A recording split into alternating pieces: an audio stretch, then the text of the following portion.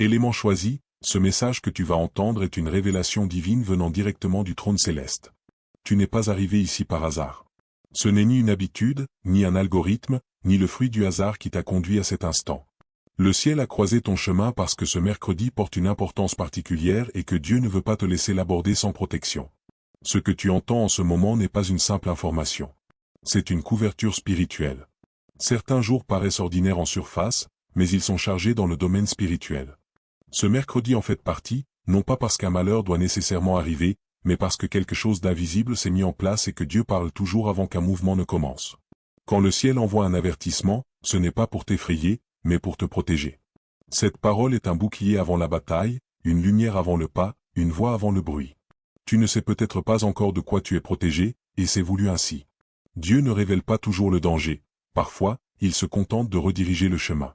Il y aura des conversations dans lesquelles tu n'entreras pas, des décisions que tu ne prendras pas à la hâte, des portes que tu ne franchiras pas ou non par peur, mais parce que le discernement t'aura précédé. Ce message est Dieu qui te dit, j'ai vu ce que tu ne pouvais pas voir. J'ai bloqué ce que tu ignorais qui arrivait. Avant d'aller plus loin, si ton esprit confirme cette parole, agis dès maintenant. Aime cet message pour marquer ton accord. Abonne-toi pour ne pas manquer la prochaine parole que le ciel enverra. Indique ta ville et ton pays dans les commentaires afin que nous voyions où se tient le reste vigilant.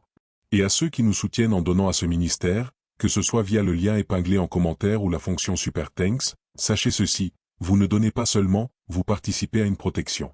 Votre offrande est un oui prophétique qui déclare, « Seigneur, je reçois ta couverture. » Qu'elle s'élève comme une haie de feu autour de toi et de ta maison. Reste avec moi, ne fais pas défiler plus loin, car dans les instants qui suivent, nous allons approfondir pourquoi ce mercredi est important, ce dont le ciel te préserve, et comment traverser cette journée intacte, inébranlable et serein. Quand tu entendras le message complet, tu comprendras pourquoi Dieu s'est assuré que cette parole t'atteigne avant que le jour ne commence. Beaucoup pensent que la protection concerne uniquement le danger. Ils imaginent qu'elle s'active seulement quand le mal est proche. Mais dans le royaume de Dieu, la protection commence d'abord par la direction, où tu vas, et pas seulement ce que tu évites. La Bible déclare, « Les pas de l'homme de bien sont dirigés par l'Éternel » Psaume 37, 23. Cette vérité montre que l'intervention de Dieu commence bien avant que les menaces visibles n'apparaissent. La direction est fixée avant que le danger ne soit révélé. Cela signifie qu'avant d'affronter la journée, avant de rencontrer des personnes, avant que des décisions ne surgissent, Dieu est déjà passé devant toi. Il ne réagit pas à ta vie, il l'arrange. La protection commence avant que le problème ne se manifeste. Tu n'es pas tombé sur ce message par hasard. Ce n'était ni coïncidence, ni hasard, ni défilement aléatoire. Tu as été guidé ici intentionnellement parce que quelque chose à venir nécessitait cette prise de conscience. Certains d'entre vous se trouvent à un tournant décisif, pas forcément spectaculaire à l'extérieur, mais spirituellement déterminant. Rien ne semble urgent en apparence, pourtant intérieurement tout paraît lourd, délibéré, significatif.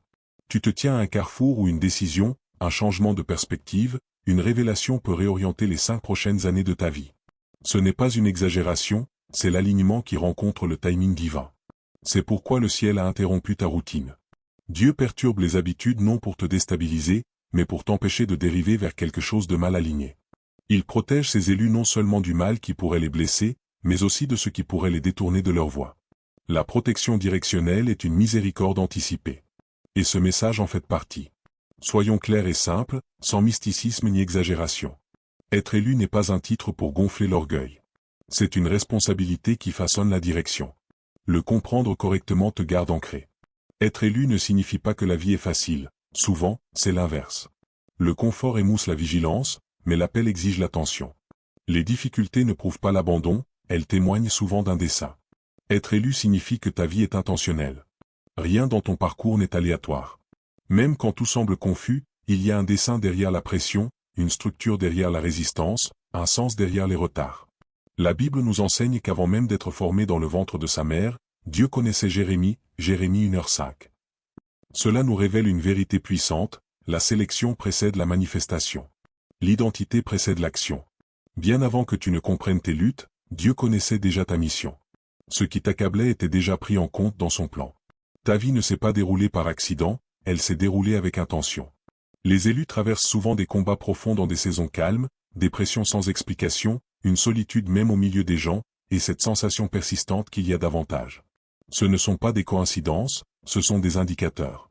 Car tu n'as jamais été conçu pour vivre petit, superficiel ou distrait. Ton esprit résiste aux environnements qui limitent la profondeur, la vérité et la croissance. Tu te sens agité quand la vie devient routine sans but. Si tu as déjà eu l'impression de ne pas tout à fait appartenir, non par orgueil, mais parce que ton esprit voit plus loin, ce n'est pas de la confusion, c'est ton appel. Pourquoi ce mercredi? À première vue, il semble banal, sans événement marquant, facile à négliger. Mais spirituellement, le mercredi représente le milieu. Et Dieu aime agir au milieu. Le milieu est le lieu où l'alignement se produit discrètement, sans bruit ni applaudissement. Le milieu est inconfortable, il n'a ni l'excitation du début ni le soulagement de la fin. Pourtant, l'Écriture nous montre à plusieurs reprises que Dieu choisit souvent le milieu pour se révéler le plus clairement. Israël a traversé la mer Rouge au cœur de la pression, Pharaon derrière, la mer devant, la peur tout autour. C'est précisément là que Dieu a ouvert un chemin, Exode. Jésus a calmé la tempête au milieu de la mer, pas sur le rivage ni après le danger, mais pendant que les vagues rugissaient et que la peur criait, Évangile, notamment Marc. Daniel a été protégé au milieu de la fosse aux lions, pas avant ni après, mais entouré par la menace, Dieu a fermé la gueule des lions, Daniel. Le milieu est l'endroit où la foi est le plus éprouvée, quand l'enthousiasme du commencement s'est estompé et que la récompense de la fin n'est pas encore là. C'est là que le doute murmure et que l'endurance est requise. Beaucoup abandonnent au milieu, interprétant le retard comme un refus et la pression comme un échec. Ils croient que Dieu se tait alors qu'il travaille dans l'invisible. Les élus reçoivent la révélation au milieu. Ils apprennent à entendre Dieu sans signe, à lui faire confiance sans preuve visible, à lui obéir sans applaudissement. Aujourd'hui, Dieu apporte de la clarté dans la confusion, de la force dans la fatigue, de l'espérance dans le poids. Ce que tu prenais pour une journée lente est en réalité un point tournant. Écoute bien ceci, ce que Dieu traite en ce moment n'est pas d'abord ton environnement, tes adversaires ou tes circonstances. Il s'adresse à l'espace intérieur où se forment les décisions bien avant qu'elles ne deviennent des actions. Les plus grands combats de ta vie ne commenceront pas autour de toi, ils commenceront en toi, longtemps avant que quoi que ce soit ne se manifeste extérieurement. Ils prennent forme intérieurement sous forme de pensée, d'interprétation ou de croyance.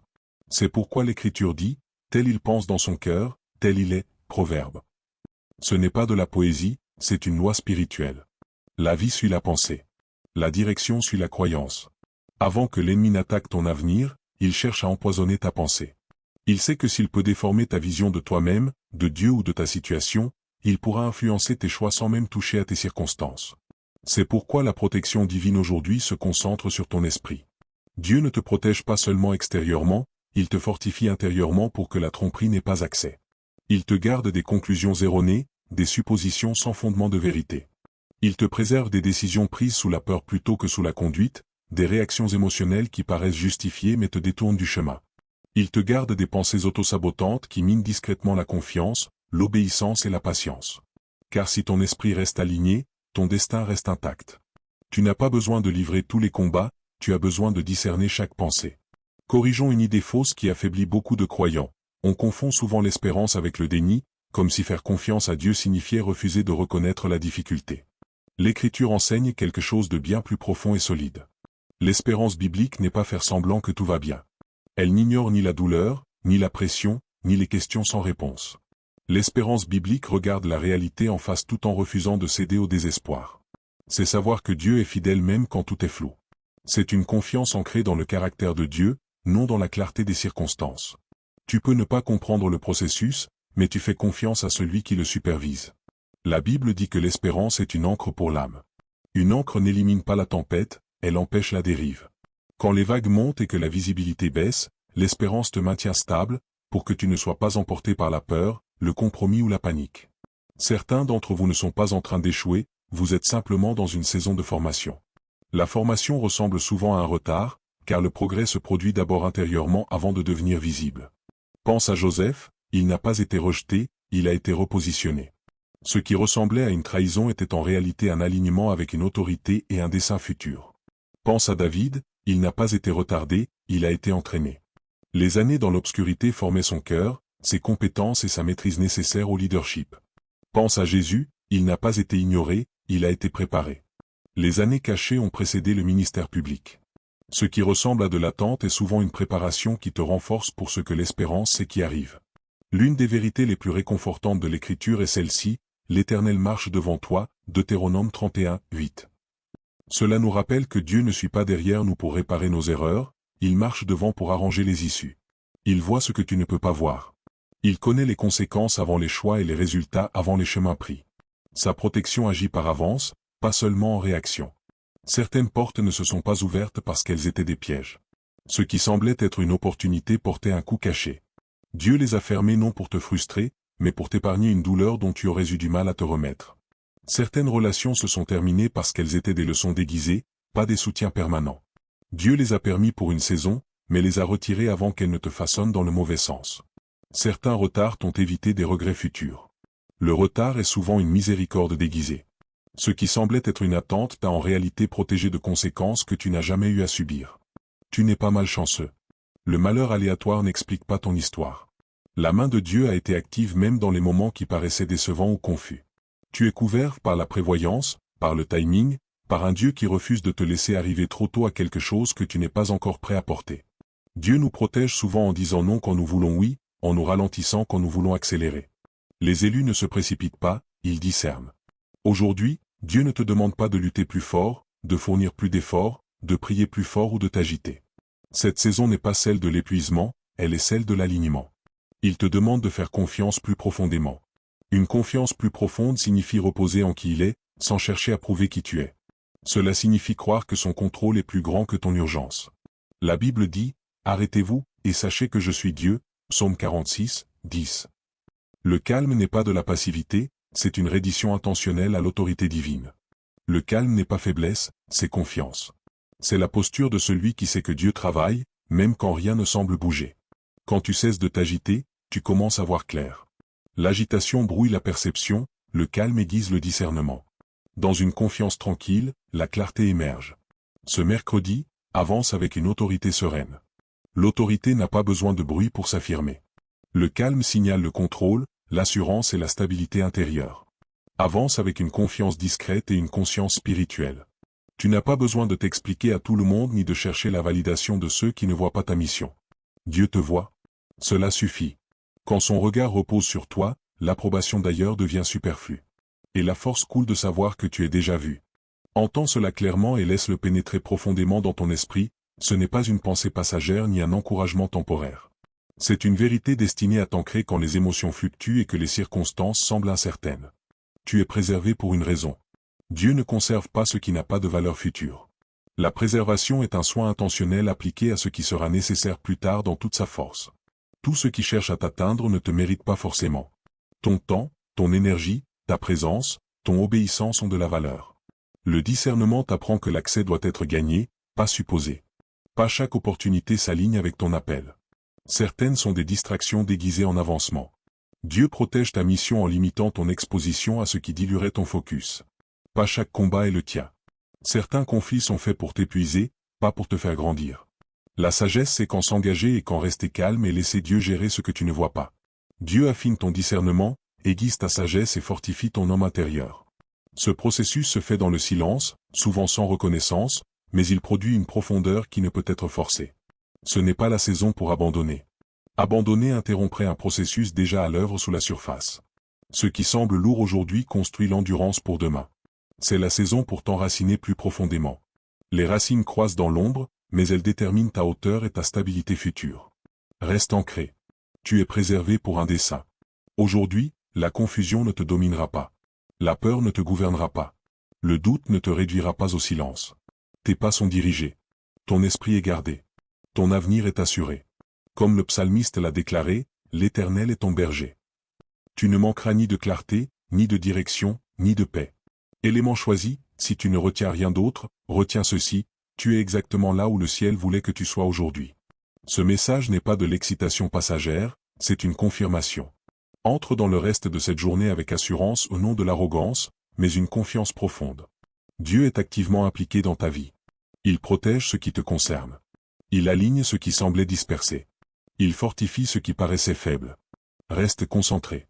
Reste plein d'espérance. Reste spirituellement vigilant. Ce mercredi n'est pas ordinaire. Il est couvert. Et toi, oui, toi, tu es gardé plus que tu ne le réalises. Prions ensemble cette prière de foi, comme une seule famille. Père céleste, Dieu puissant, ancien des jours, Alpha et Oméga, nous venons devant toi avec des cœurs soumis et des esprits élevés. Nous te reconnaissons comme celui qui siège sur le trône du ciel, le Dieu qui parle et la lumière apparaît, le Dieu qui dirige les pas avant même qu'ils ne soient posés. Père, nous te remercions car cet instant n'est pas banal. Cette prière n'est pas fortuite. Cette rencontre est divinement orchestrée. Seigneur, nous élevons chaque élu connecté à cette prière, chaque cœur qui écoute, chaque âme qui reçoit, chaque vie représentée. Que ta présence soit palpable en cet instant. Que ton esprit agisse avec puissance. Qu'il pénètre les cœurs, brise les chaînes, dissolve la peur et réveille l'espérance. Que les fardeaux s'allègent. Que les larmes soient essuyées. Que la force surgisse là où régnait la faiblesse. Père, nous déclarons que ce jour, ce mercredi, est couvert par toi, couvert de ta miséricorde, de ta sagesse, de ta protection infaillible. Marche devant ton peuple et aplanis tout chemin tortueux. Tiens-toi à leur côté comme leur bouclier. Garde-les par derrière afin que rien ne les surprenne. Seigneur, entoure-les comme un mur de feu. Qu'aucune arme forgée contre eux ne prospère. Que tout plan de confusion s'effondre. Que toute assignation de peur soit annulée. Que tout piège caché soit révélé et évité par ta conduite divine. Protège leurs esprits, ô Dieu. Garde leurs pensées. Ancre leurs émotions. Là où l'anxiété a cherché à s'installer, déverse la paix. Là où le doute a murmuré des mensonges, proclame la vérité. Là où la fatigue s'est insinuée, verse une force nouvelle. Selon ta parole, tu n'as pas donné à tes enfants un esprit de peur, mais de puissance, d'amour et de bon sens. Aujourd'hui, nous recevons ce bon sens. Père, beaucoup de tes enfants se trouvent au milieu entre la prière et la promesse, entre le semis et la moisson. Rencontre-les là, Seigneur. Sois leur réconfort dans l'attente. Sois leur force dans le silence. Rappelle-leur que le retard n'est pas un refus et que l'attente n'est pas un abandon. Que l'espérance se relève. Que la foi se ravive. Que la vision redevienne claire. À ceux qui se sentent oubliés, rappelle qu'ils sont gravés dans les cieux. À ceux qui se sentent retardés, rappelle qu'ils sont en préparation. À ceux qui se sentent faibles, révèle-les maintenant de force divine. Renouvelle leur courage. Restaure leur assurance. Réaligne leur regard. Père, dirige leurs pas avec précision. Ferme les portes qui paraissent attirantes mais mènent au mal. Éloigne les personnes qui détournent du dessein. Ouvre les portes que nul ne peut fermer aux portes de clarté, de paix, portes qui s'alignent avec la destinée. Donne-leur le discernement pour reconnaître ta voix et le courage de t'obéir. Déverse ta paix, Seigneur, cette paix qui dépasse toute compréhension. Qu'elle repose sur leur cœur, leur foyer, leurs décisions et leur avenir. Fais taire toute tempête dans leurs esprits. Remplace l'agitation par l'assurance. Remplace l'effort par la confiance. Nous proclamons la vie sur leur destinée, sur leur appel, sur leur avenir. Maintenant, Père, nous élevons une prière spéciale pour tous ceux qui vont s'abonner, aimer et partager ce message. Bénis-les au-delà de toute mesure. Honore leur obéissance. Récompense leur participation à répandre l'espérance. Comme ils soutiennent ce message, soutiens leur vie. Comme ils aident à élever les autres, élève-les plus haut. Pour chaque abonnement, déverse une couverture divine. Pour chaque like, déverse faveur et joie. Pour chaque partage, déverse portes ouvertes, prières exaucées et accélération divine. Que leur générosité leur revienne multipliée. Que le manque soit loin d'eux. Que leur foyer connaisse la paix. Que leurs mains ne soient jamais vides. Que leur cœur déborde de reconnaissance et de joie. Père, fais de ce message une semence qui se multiplie. Qu'il atteigne les fatigués, les brisés, ceux qui cherchent et ceux qui sont perdus. Que des vies soient transformées. Que des esprits soient renouvelés. Que des destinées soient redirigées par ta vérité et ton amour. Nous scellons cette prière par la foi, par l'espérance, par l'autorité du ciel. Nous déclarons avec assurance, ce mercredi est protégé. Cette saison est porteuse de sens. Cette vie est guidée par Dieu. Nous te rendons toute la gloire, tout l'honneur et toute la louange. Au nom puissant et incomparable de Jésus, nous prions. Amen. Si ce message a touché ton cœur et que tu souhaites soutenir notre mission de répandre la parole de Dieu, un lien est épinglé dans les commentaires ci-dessous. Aucun don n'est trop petit. Ta générosité, même un seul centime, peut apporter espoir et joie dans la vie de quelqu'un. Merci de t'associer à Dieu dans cette œuvre importante.